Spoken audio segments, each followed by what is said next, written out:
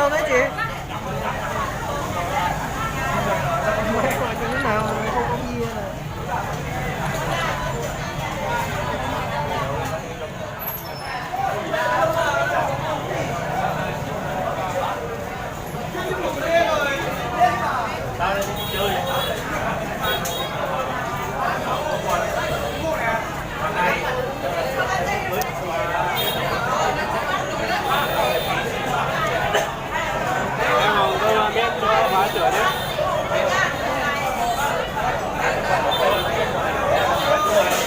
Đi sau này không có đội mũ là mà hai thằng cứ phi để chơi đi xuống không có đội mũ là giờ này.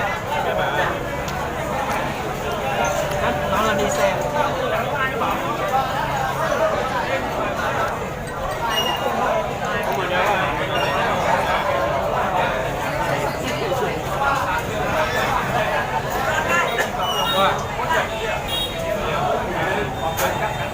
Cứ đi đi.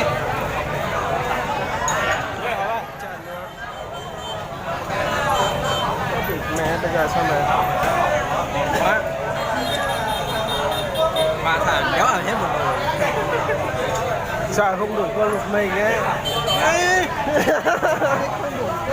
Về cái này không đủ tôi một mình đâu, tôi ăn đi. Về tôi ngại ăn quá, các ông không ăn đi, tôi ngại lắm, đéo dám ăn thôi. Các ông cứ on chua xong tôi ngại ăn đi.